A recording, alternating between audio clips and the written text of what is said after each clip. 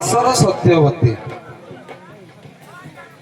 ପରାଶର ଏବଂ ସତ୍ୟବତୀଙ୍କ ଭିତରେ ପରାଶର ସତ୍ୟବତୀଙ୍କୁ ଛେକିବେ, ସତ୍ୟବତୀ ପରାଶରକୁ ଛେକିବେ। କଣ ପାଇଁ? ଏ ଡଙ୍ଗାରେ ପାର ହେବା ନ ହେବା, ଡଙ୍ଗାରେ ପାର ହେବା ନ ହେବା। ପ୍ରଥମ ପକ୍ଷ ଆସିଥିବା ଧୀବର କଣ ଅଭିନୟ କରିବେ କୁହନ୍ତୁ?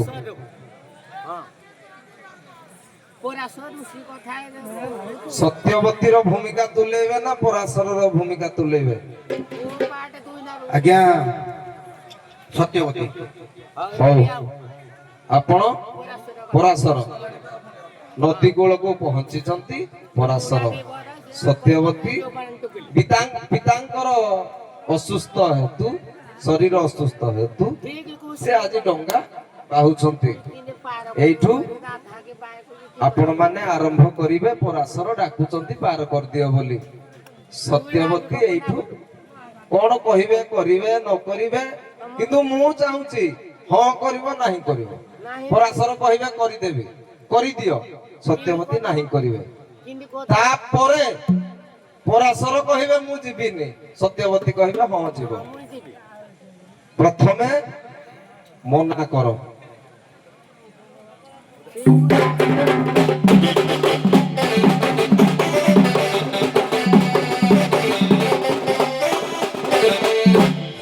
ଆକାଶ ଗୀତ ଗୋବିନ୍ଦର ରଚୟତା ଭକ୍ତ କବି ଜୟଦେବ ଗୋସ୍ୱାମୀଙ୍କର କର୍ଣ୍ଣମୂଳରୁ ଗୋଟେ ପଦ ଉତ୍ଥାପନ କରିବା। ବେଦା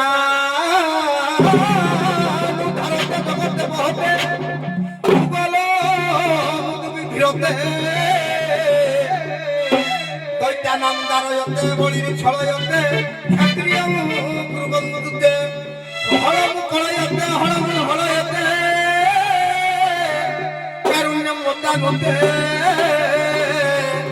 মেখনম রুচ্ছয়তে দশাদশ কৃতি কৃষ্ণায় ত্বাভ্যম নমঃ।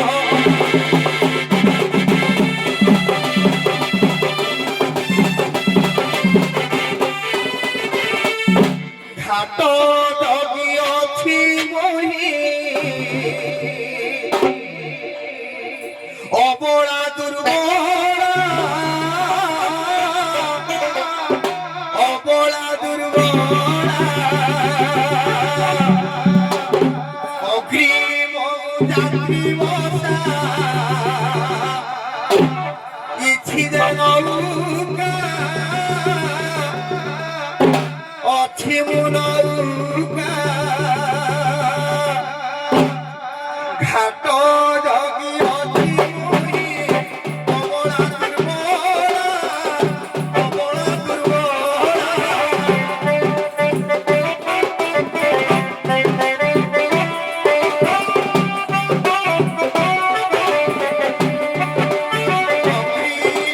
ঘোষাইতি দশপদশিকা বেউসা বেউসা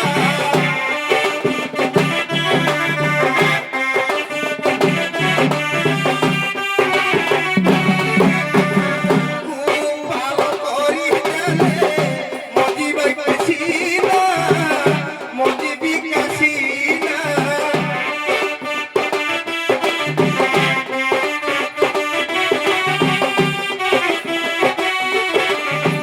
কাহে মহর্ষিয়ে রহি যাও সীনা, রহি যাও সীনা।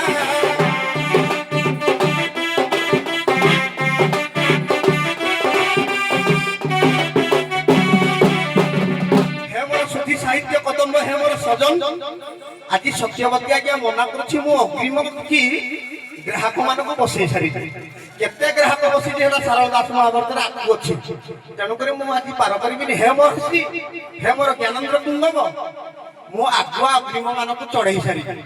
ତମେ ଫେରି ଯାଅ, ମୁଁ ତମକୁ ପାର କରିବିନି। ହେଲେ ପିତା ଧର୍ମ ପିତା ସ୍ୱର୍ଗ ନାହିଁ ପରମ ତପ ପ୍ରୀତମା ପନ୍ନେ ପ୍ରିୟନ୍ତେ ସର୍ବଦେବତା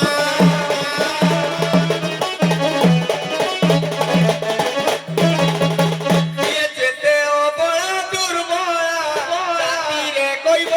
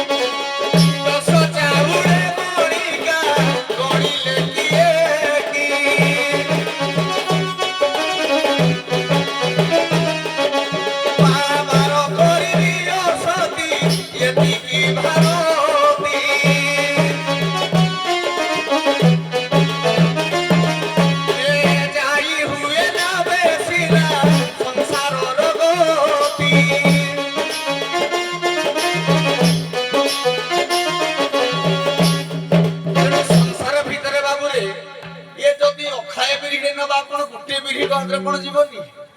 ଯଦି ଅଖାଏ ବିରି ଭିତରେ ଗୋଟେ ବିରି ଗଣରେ କଣ ଯାଇପାରିବନି? ଯାଇପାରିବନି। ତମେ ଯେତେ ଅବଳା ଦୁର୍ବଳ ହେଲେ ତମ ପୁରା ସେଇ ବଂଶଧରର ଅଗ୍ରଗତି। ତେଣୁ ତୁମେ ହିବା କର ପାର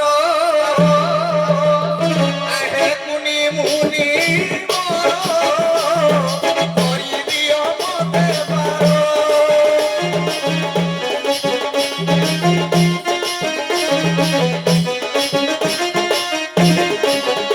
আরে যেতে সুখা জন হেলে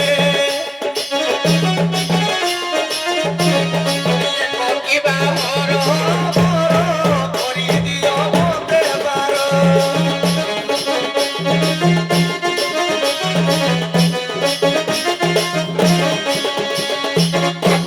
তেଣୁ ଆଜ୍ଞା ଅନେକ ଲୋକ ମଧ୍ୟ ଡଙ୍ଗାରେ ବସିଲେ ଜଣେ ଲୋକ ଆଉ କଣ ଯାଇପାରିବ ନାହିଁ?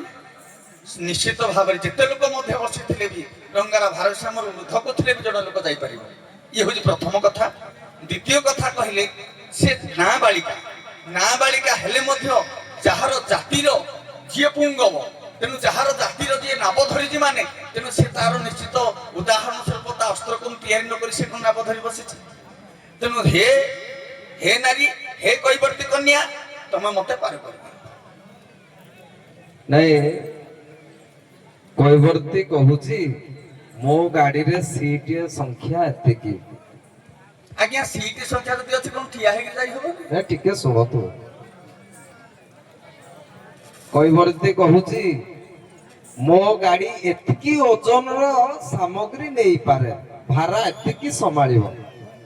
ଏକ୍ସଟ୍ରା ଯଦି ଆଉ ଗୋଟେ ଭାରା ହୁଏ ସେ ନିହାତି ବିଘ୍ନ ଘଟିବ। ଏଇଠି ପରାଶର କଣ ଉପାୟ କଲେ? ପରାଶରଙ୍କର ଶେଷ ଉପାୟ ଥିଲା ଯେ ସେ କହିଲେ ମୁଁ ତମ ଜାଗାରେ ବସିଛି କିନ୍ତୁ ତମ ନୌକାରେ ନାହିଁ। ପରାଶର ଆଜ୍ଞା ଜଳାସନ ପବନାସନରେ ମଧ୍ୟ ବସି ପାରନ୍ତି। ତେଣୁ ପରାଶର ଋଷି ସେ କହିଲେ ଠିକ ଅଛି, ତମେ ଯଦି ମନା କରୁଛ ମୁଁ ବସିବିନି ତମ ଡଙ୍ଗା ଉପରେ, କିନ୍ତୁ ଆସନ ଦେବି, କିନ୍ତୁ ତମ ଡଙ୍ଗାର ଭାରସାମ୍ୟ ରହିବ ନାହିଁ। ଏହା ବି ମଧ୍ୟ ପ୍ରମାଣ ବି ହେଇପାରେ। ହଉ, ପରାଶର ଆଜି ମନା କରିବେ ସତ୍ୟବତୀ ମୁଁ ଯିବିନି। କାହିଁକି ମନା କରିବେ ପରାଶର କୁହନ୍ତୁ, ତାପରେ ଦେଖିବା ସତ୍ୟବତୀ କେମିତି ନଉଛନ୍ତି କି ନାହିଁ।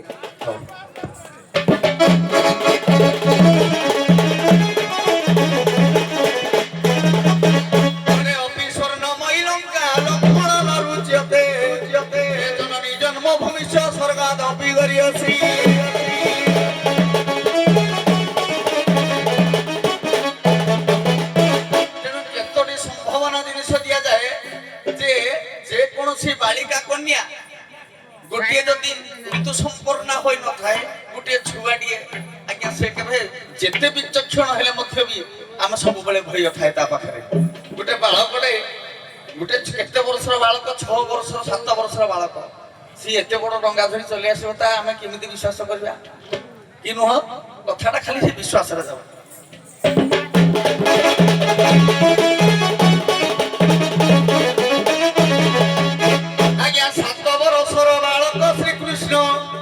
टेकिले गोवर्धन गिरी ये स्वयंभू बलिना संसार जानती, स्वयंभू बलिना संसार जानती, दक्षिण जगते ख्याति कर्मे शुणी।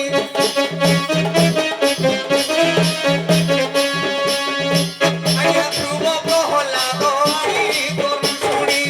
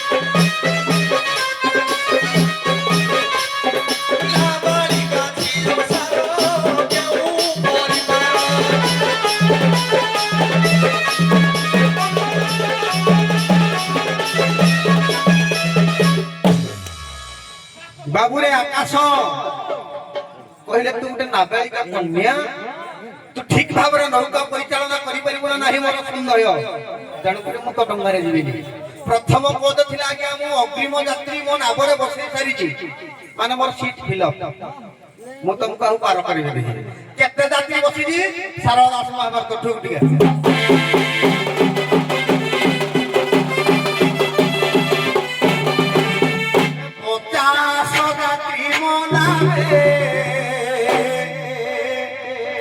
छंती बसी रही आज्ञा छंती बसी रही तेणु नावण चालई ए आनोदन देखी आज्ञा आनोदन देखी पचास जन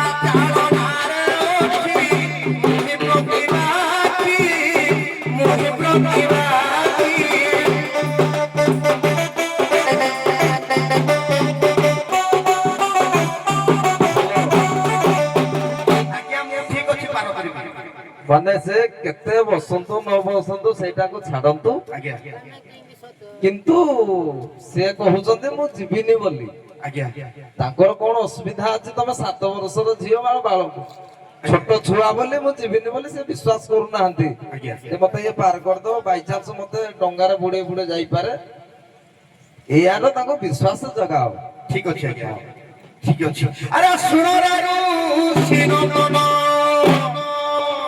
अरे सुनरारू सिनोनन देइनो मनरे सुनरे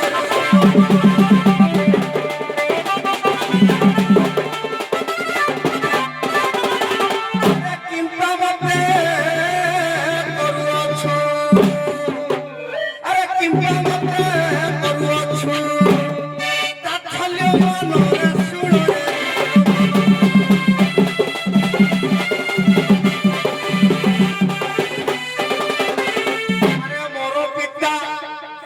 मो बापा के जानते ना नहीं तेणु कर मु शिखी शिखी 7 वर्ष हेले भी मध्य मोर दक्षता अछि कारण सत्य जुगरे ज्योतिष बानक आज्ञा जने नाबालिका कन्या नौका बाहुतला कली जुगरे आज्ञा जने नाबालक बाजीराउत से भी नौका बाहि के बहुत दक्षता करथिला द्वापर जुगरे आज्ञा जने नाबालिका से भी आज्ञा नौका परिचालन करथिला त्रेता जुगरे जने नाबालिका थिला हां किए ने जते बेले आज्ञा ऋष्य शृंग को जीवा मई आनी जरता बेसे जाइथिला जरता बेसे रो बयस केते थिला ठीक ना ए सुनरारू सिरनन अरे सुनरारू सिरनन जाइरो मनरा सुनरारू सिरनन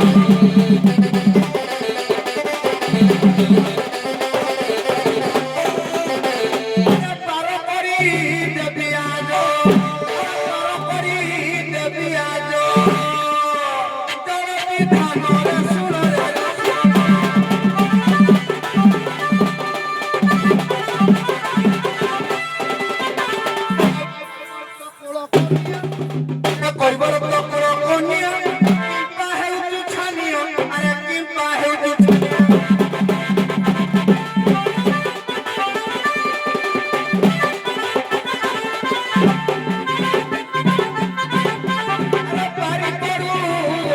नित्य ଆରେ ପାରି କରୁ ଅଛି ନିତ୍ୟ ମୁଁ ପ୍ରତିଦିନ ସୁରରେ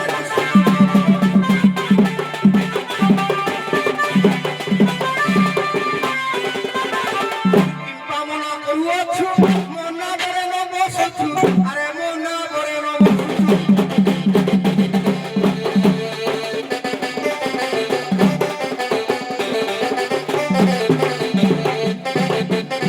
ଯଦି ବ୍ରହ୍ମ ଜ୍ଞାନ କଥା ଆରେ ଯଦି ବ୍ରହ୍ମ ଜ୍ଞାନ କଥା ତମେ ପୁରା ତ୍ରିକାଳଦର୍ଶୀ ତମେ ପୁରା ସବୁ କିଛି ଜାଣିପାର ତମେ ଜାଣିପାରୁନ ମୋର ଦକ୍ଷତା କେତେ ଆରେ ଜାଣିପାରୁ ଅଛୁ ଯେବେ ତୁ ବ୍ରହ୍ମ ଜ୍ଞାନ ସୁରରେ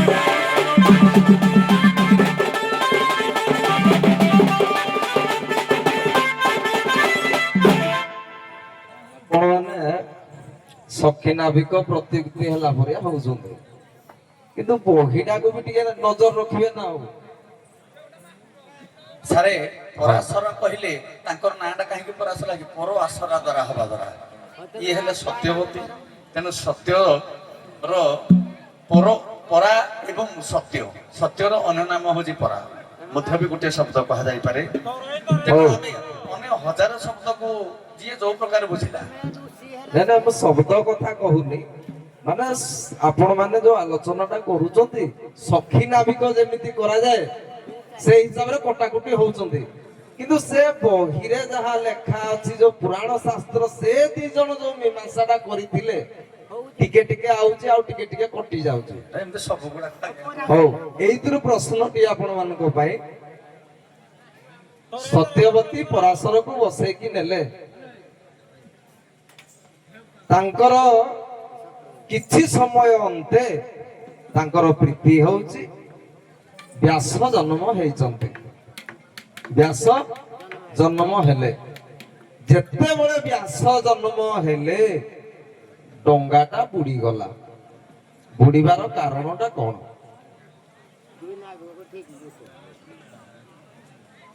ଆଜ୍ଞା ଯେତେବେଳେ କୁହୁଡିଟାକୁ ଆମର ମାୟା କୁହୁଡି ମନ୍ଦିରରେ ତିଆରି କରିକି ସେଥିରେ ପ୍ରୀତି କଲେ ତାଙ୍କ ସହିତ, ତେଣୁ ପରାଶର ଇଏ କରିବା ଦ୍ୱାରା ତାଙ୍କ ସହିତ କରିବା ଦ୍ୱାରା ଡଙ୍ଗାଟା ବୁଡିବା କାରଣ କଣ ନା ଡଙ୍ଗାଟା ବୁଡିବା କାରଣ କଣ ସତ୍ୟବତୀ ଥିଲେ ସନ୍ତାନ ଜନ୍ମ ହେଇଗଲେ, ପୁଣି ନବକୁମାରୀ ବେଶ ଧାରଣ କଲେ କିଏ ନା ସତ୍ୟବତୀ ନବକୁମାରୀ ବେଶ ଧାରଣ କଲେ ଏବଂ ଯାହାକି ଇଏ ବ୍ୟାସଙ୍କୁ ନିଜେ ଆଣିକି ପାଳିଲେ କିଏ ନା ପରାଶର ଋଷି। ତେଣୁ ଆଜ୍ଞା ଡଙ୍ଗାର ବୁଡିବା କାରଣ ମଧ୍ୟ ବି ଅଛି। ଯୋଉଟା ମାୟା ଗ୍ରାସ କଲେ ସେଟା ଡଙ୍ଗା ବୁଡିବ। କଣ କୁହନ୍ତୁ ଆପଣ, ଡଙ୍ଗା କାହିଁକି ବୁଡିଲା? ବ୍ୟାସଦେବ ଜନ୍ମ ହେଲେ ନାଭରେ, ଡଙ୍ଗାଟା ବୁଡିଗଲା। ଜନ୍ମ ହଉ ହଉ ଡଙ୍ଗା ବୁଡିଲା, ବୁଡିବାର କାରଣ କଣ? ଆଜ୍ଞା ଧର୍ମ ନାମରେ ଯେହେତୁ ସହବାସ ହେଲା, ପ୍ରୀତି ହେଲା, ଅପ୍ରୀତିକର ସମ୍ପର୍କ ହେଲା, ତେଣୁକରି ଧର୍ମ ନାମଟା ଓଲଟି ପଇଲା। ଆଜ୍ଞା ବ୍ୟାସଦେବ ଜଣେ ଏତେ ମହାନ ପୁରୁଷ ଜନ୍ମ ହେଲେ ଯାହାକି ତା ଓଜନ ବି ମଧ୍ୟ ସମ୍ଭାଳି ପାରିନଥିଲା। ତେଣୁ ସେ ବ୍ୟାସଦେବ ଏତେ ମହାନ ପୁରୁଷ ଜଣେ ଜନ୍ମ ହେଲେ ସେ ନାବ ମଧ୍ୟ ତାକୁ ଯୋଉଟାକି ସମ୍ଭାଳି ନ ପାରି, ଧର୍ମ ନାବ ସମ୍ଭାଳି ନ ପାରି ଯାହାକି ବୁଡି ଯାଇଥାଏ। ହଉ, ସଖୀ ଛିଡା ହୁଅନ୍ତୁ, ମିଶିକି ପ୍ରଶ୍ନ ଉତ୍ତର ଖାଲି ହେଇଯିବ।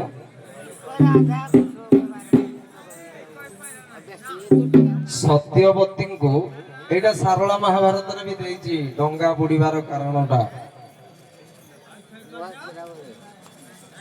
ଡଙ୍ଗା ବୁଡିବା କାରଣ ସେଇଠି ଦେଇଛି। ଯେତେବେଳେ ବ୍ୟାସ ଜନ୍ମ ହେଲେ, ଏତେ ଦିବ୍ୟ ପୁରୁଷ ଜଳଦେବୀ ଜାଣିପାଇଲେ ଠାକୁରାଣୀ ଗଙ୍ଗା, କହିଲେ ଏ ପୁଅକୁ ମୁଁ ଟିକେ କଳ କରନ୍ତିନି।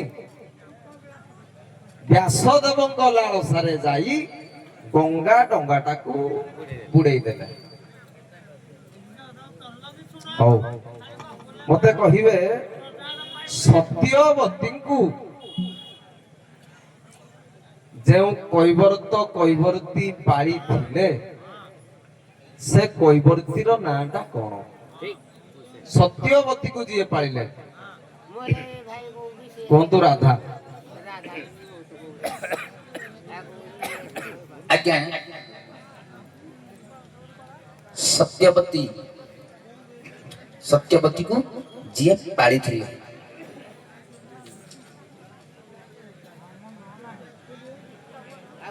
ଆଜ୍ଞା ସତ୍ୟବତୀକୁ ଟିକେ ମନେ ପକାଉଛି ସତ୍ୟବତୀକୁ ଆପଣ ମନେ ପକାନ୍ତୁ ଦ୍ୱିତୀୟ ପର୍ଯ୍ୟାୟରେ କହିବେ କୁହନ୍ତୁ ଆଜ୍ଞା ନୀଳିମା ହଉ ଏବେ କହିବେ ନା ସାର୍ ତାର ସଠିକ ଆମର ମନେ ପଡୁନି କାହିଁକି ନା ଏଟା ମନେ ଥିଲା କିନ୍ତୁ ଆଉ କହି ହଉନି କିନ୍ତୁ ମୁଁ କାହିଁ ନୀଳିମା ସ୍ୱାଗତ କରିପାରୁନି ହଉ କହିବେ ଏବେ କି ଆଉ ହଉ ଦାସ ରାଜା ଦାସ କୈବର୍ତ୍ତ ଦି ଜଣ ଫରକ ଦି ଜଣ ଭିନ୍ନ ଅଲଗ ଦାସ ରାଜା ଜଣେ ଦାସ କୈବର୍ତ୍ତ ଜଣେ ଇଏ ଜଗନ୍ନାଥ ଦାସଙ୍କର ମହାଭାରତ ପ୍ରମାଣ କରେ ଦି ଜଣ ଭିନ୍ନ ଯଦି ଦି ଜଣ ଭିନ୍ନ ସେ ଯୋଉ ଦାସ କୈବର୍ତ୍ତ ତାଙ୍କ ନାଁଟା କଣ ଧୀବର କୁହନ୍ତୁ ଦାସ କୈବର୍ତ୍ତ ଏବଂ ଦାସ ରାଜା ସିଏ ଯିଏ ଦାସ ରାଜା ସେ କୈବର୍ତ୍ତ ସାରା ଦାସ କୈବର୍ତ୍ତ ଯିଏ ହଁ ସିଏ ହେଲା ହଉଛି ସତ୍ୟ ଯୁଗର କଥା ତେଣୁ ଆମେ କହିବା ଯେ ଯିଏ ତାଙ୍କର କି ସତ୍ୟବତକୁ ପାଳିଲେ ସତ୍ୟବତୀକୁ ସିଏ ହଉଛି ଦାସ କୈବର୍ତ୍ତ ଟିକେ ଆମର କୈବର୍ତ୍ତ ପୁରାଣ ଅନୁସାରେ କଥା ମୁଁ ଆଗ ଆରମ୍ଭ କରି କହୁଛି ଯେ ଯେତେବେଳେ ଦାସ ରାଜା କୈବର୍ତ୍ତ ସେ ପୁଡ଼ିଆଟାକୁ ନେଇଯାଉଥିଲା ତାଙ୍କ ବ୍ରହ୍ମବିନ୍ଦୁଟାକୁ ରାଣୀ ପାଖ ପଠଉଥିଲେ ତେଣୁ ପଠେଇବା ଭିତରେ ତାକୁ ଚିଲ କଣ ଝାମ୍ପ ନେଇକିରି କଣ ଜିନିଷ ନେଉଛି ବୋଲି ପଠେଇଦେବା ଦ୍ୱାରା ମୀନ ଗିଳିଲା ତେଣୁ ମତ୍ସ୍ୟରାୟ ମତ୍ସ୍ୟଗନ୍ଧା ଜନ୍ମ ହେଲେ ଯାହାଙ୍କର ନାମ ଅନ୍ୟ ନାମ ବି ମଧ୍ୟ ସତ୍ୟବତୀ ତେଣୁ ମତ୍ସ୍ୟବତୀ ଏବେ ତା ନାଁ ବି ମଧ୍ୟ ସତ୍ୟବତୀ ବି ତାକୁ କୁହାଯାଇପାରିବ ମତ୍ସ୍ୟଗନ୍ଧାକୁ ମତ୍ସ୍ୟରାୟ ଦି ଜଣ ଜନ୍ମ ହେଲେ ତେଣୁ ତାଙ୍କୁ ପାଳିଲେ କିଏ ନା କୁଞ୍ଜରୀ ନାମକର ଦାସ କୈବର୍ତ୍ତ କୁଞ୍ଜରୀ ନାମନୀ ଦାସ ତାଙ୍କର ସ୍ତ୍ରୀ କୁଞ୍ଜରୀ ନାମକ ଦାସ ସିଏ ଆଜ୍ଞା ମଧ୍ୟ ପାଳିଥିଲେ ତାଙ୍କୁ କୁହନ୍ତୁ କାଣ୍ଡସର ଧୀବର ବେଣୁପୁରର ଗ୍ରାମ କୁଞ୍ଜରା କୈବର୍ତ୍ତ ଶାରଳା ଦାସ ମହାଭାରତ ଅନୁସାରେ ଆଜ୍ଞା ଦାସ କୈବର୍ତ୍ତ ତାର ଦାସ ରାଜା ଦାସ କୈବର୍ତ୍ତ ଅଲଗା ଦାସ କୈବର୍ତ୍ତ ଅଲଗା